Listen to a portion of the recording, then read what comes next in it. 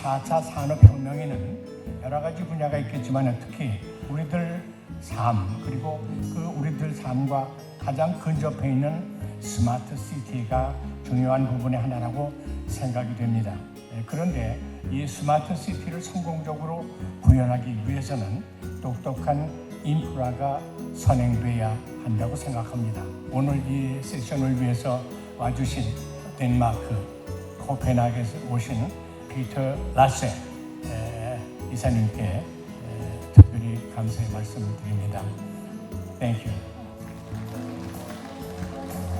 동반성장연구소 이사장이자 전 국무총리를 역임하셨던 정운찬 이사장님의 축사를 청해 듣겠습니다.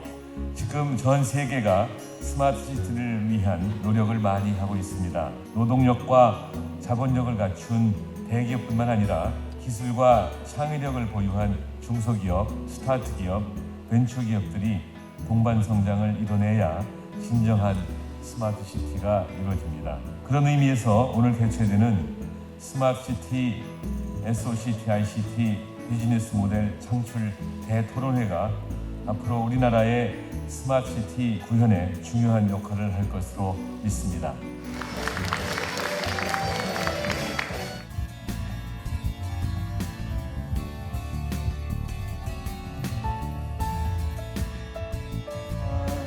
스마트 시티에 여러분도 관심이 많으실 텐데 무엇보다 중요한 게 이 비즈니스가 되느냐 이런 거라고 볼 수 있습니다.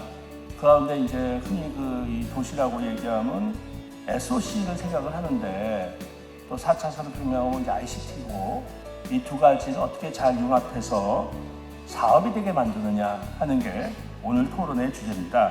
그래서 이 성공적인 스마트 시티의 비즈니스 모델을 창출하는 경험이 많으신 그런 분들을 오늘 모셨습니다. 생태계 조성을 할 때 우리가 가장 중요하게 생각하는 것은 스마트 시티를 플랫폼으로 생각하는 것이 바뀌어진 생각 중에 포인트입니다. 우리가 잘 알다시피 플랫폼은 기차를 탈 때 우리가 올라타서 어느 방향으로도 갈 수 있는 것을 플랫폼이라고 그러는데 세계의 가장 발달한 스마트 시티의 하나의 예를 들어보겠습니다.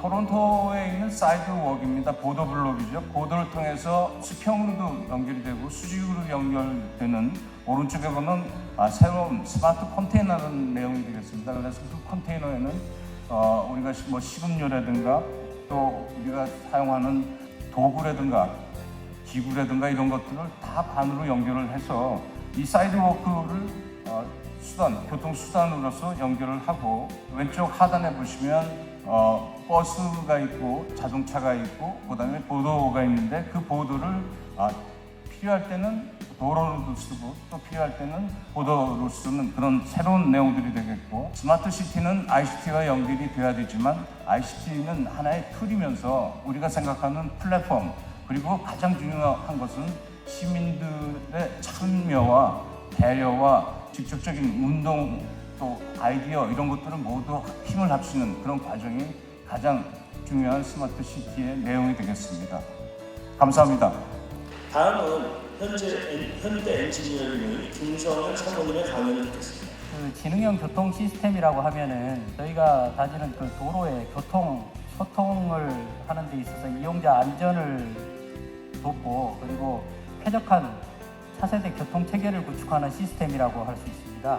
저희가 이제 도로나 교량, 철도 등의 전자나 정보통신, 제어 등 첨단 정보통신 기술을 적용을 해서 교통정보를 수집하고 처리, 가공함으로써 실시간 데이터 분석을 통해서 교통 상황을 예측을 하고 안전사고 및 도로교통 문제에 대응을 하게 되겠습니다. 지능형 교통 시스템의 종류로는 이제 교통관리 시스템과 요금 징수 시스템 그리고 광통신이 있겠습니다.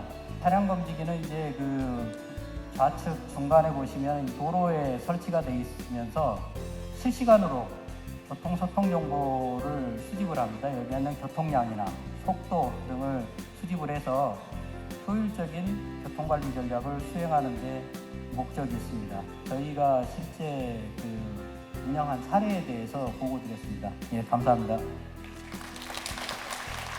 세 번째는 스마트시티의 인사이트 CEO이신 피터 베른 라센 대표님을 모시는데 베를린, 런던, 시애틀, 헬싱키, 자그레브, 베이징, 뉴욕, 코펜하겐, 리야드, 해밀턴 굉장히 다양한 곳에 스마트시티 프로젝트에 참여를 하셨습니다. Then we've talked to about 400 people from the private sector, from Denmark, from Japan, US, probably South Korea as well, and said, what information do you need? So when you do projects in cities, all of these smart technology and smart city projects, what would you like to know? And they're saying the same things. So basically, what the city wants, the private sector companies want as well. Even though if that's the service industry, construction industry, or even the one that provides the solutions like Hyundai we just mentioned before, there's a lot of information they want as well. This gives an opportunity for new business models, because I was sitting in a workshop in Seattle and we had a lot of big companies there, and they said, how can we get this information? It's really costly. And they looked at the city, and the city said, we can't pay for all of it because that's going to be too expensive, but you want the same thing. So why don't we try and set up an organization that gathers all of this information, this data, and we can share it with each other. So that's been worked on still in Copenhagen and many other cities around the world as well. But it's really, again, to have one investment and multiple purposes. 특히 지금 SOC 그래서 과기정통부와 한국정보관진흥원이 하는 시범사업 소개 중심으로 말씀드리도록 하겠습니다. SOC에 대한 어떤 지속 투자가 우리나라는 상당히 잘 되어 있었습니다. 하지만 이게 한 7, 80년대 경제 성장기에 집중되다 보니 이게 노후화가 굉장히 심각하고, 최근 언론에서도 상하수도관 파열이거나 지하공동구 화재 사건, 요즘에 또 도시의 어떤 싱크홀과 미세먼지에 대한 것들은 시민의 안전성과 어떤 경제적인 파급과도 굉장히 크게 영향을 미치고 있습니다. 그래서 저희가 이런 요즘에 4차 산업혁명의 아주 대표적인 기술이라고 할 수 있는 빅데이터와 AI, 여러 가지 영상인식 기술들을 활용해서 도시를 어떻게 하면 더 안전하고 그리고 지속 가능할 것인가 하는 노력들을 하고 있습니다. 그래서 저희가 선도 프로젝트 10가지를 정했는데 현재 5개 과제 프로젝트가 진행을 하고 있고, 올해 또 이 사업의 중요성이 인정이 돼서 추경 예산을 저희가 별도를 받아서 5개 과제를 추가 선정을 하려고 하는 입장에 있습니다. 그래서 작년부터 진행하고 있는 5개 과제 몇 가지 비즈니스 모델 중심으로 설명을 드리도록 하겠습니다. 서울에 있는 강남 역사에 보면 지하 안에 공조 시스템이 있는데 이 부분들이 굉장히 노후화되어 있어요. 그래서 지상보다도 지하가 공간이 굉장히 미세먼지가 심각한 상황이 있는데, 저희가 인공지능 기술을 통해 가지고 기존에 아주 미세먼지가 나쁜 상태를 좋은 상태거나 보통 수준까지 떨어뜨려서 잘 운영할 수 있는 시스템을 개발을 하고 있습니다. 저희가 시범 사업을 적용하더라도 실제 이게 전국적으로 확산이 되거나 하기 위해서는 여러 가지 민간 기술들이 좀 포함이 돼야 되고, 각 지자체 그리고 공공기관의 노력이 좀 필요할 것 같습니다. 그리고 확산에 대한 부분들은 여러 가지 민간의 어떤 참신한 아이디어와 비즈니스 그리고 그 과감한 투자가 필요하지 않을까 생각을 합니다. 이상입니다. 고맙습니다. 아무리 스마트 시티를 해서 교통 온라인으로 하고 이동을 하더라도 도시 계획을 통해서 스마트한 도시 개념과 같이 융합이 돼야 스마트 도시가 완결이 된다. 장기적인 도시에 대해 맞게 민간 파트너십으로 많은 투자들이 이루어지고 있는 이런 방향으로 좀 했으면 앞으로는 더 좋은 환경이 펼쳐질 것으로 생각됩니다. 감사합니다. 네, 고맙습니다.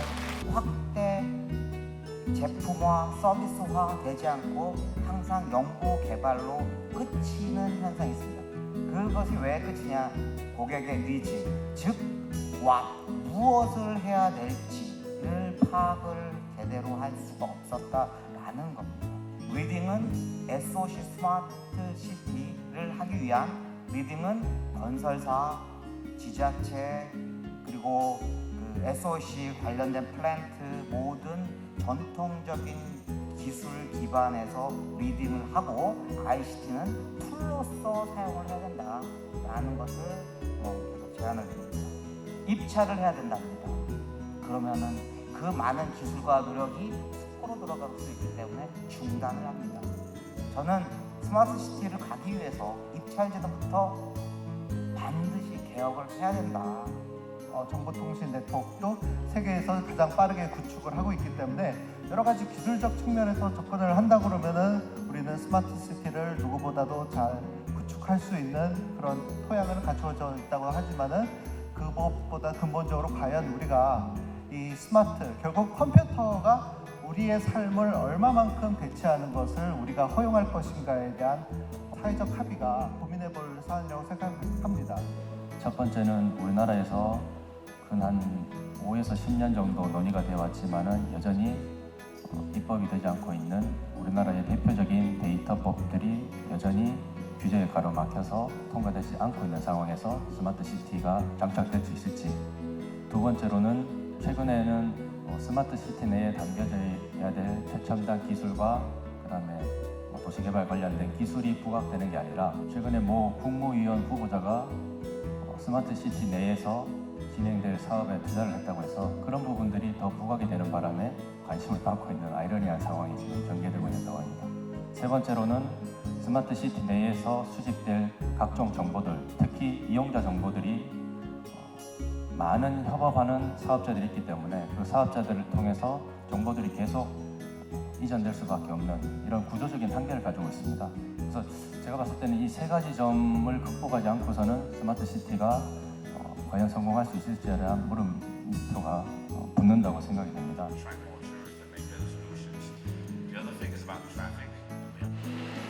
이 스마트 시티에 관련된 제가 문제가 잘 진행이 안 되는 이유 가운데 이용자들 관련된 정보가 아직도 없어있기 때문에 그런데 하나의 조회 요인이 될 수 있다, 되고 있다 이런 취지의 말씀을 해주셨는데 그런 것들이 개선이 될 수 없습니까? 제 상황은 어떤지. 관련 법들이 일단은 입법화가 되는 게 시급할 것 같고 경제적인 측면에서 최소한 새로 만들어질 스마트 시티 내에서는 재산적 가치를 인정해서 그 가치의 기여분에 대해서는 경제적으로 보상 얼마든지 이루어진다면은 법 규제가 아니더라도 이용자 스스로 본인들의 데이터를 제공해서 그에 대한 반대급부를 제공할 수 있는 그런 사회적인 분위기도 형성될 수 있지 않을까 하는 게 제 개인 생각입니다. 예. 이제 오늘 행사가 거의 마무리되고 있는데요. 끝으로 오늘의 또 행사 세션을 주최해 주신 분이 계십니다. 또 이분의 응원의 말씀을 듣고 오늘 행사를 마무리하도록 하겠습니다. 오늘 같은 그 스마트 시티 SOC와 또 ICT 관련해서 좋은 토론이 있었다고 생각합니다. 저희 국토교통과 관련된 이 스마트 시티하고 ICT 결합에 대한 부분들에 대해서도 앞으로 입법이나 또 규제 문제 해소라든지 이런 데 있어서 적극적으로 잘 반영해서 발전할 수 있도록 뒷받침하도록 하겠습니다. 여러분 오늘 토론에 진심으로 축하드리고 열심히 함께하겠습니다. 감사합니다. 스마트 시티와 관련한 열띤 토론 잘 들었습니다. 긴 시간 또 토론해 주시고 얘기해 주시느라고 너무 수고 많으셨습니다. 자, 하나, 둘, 셋.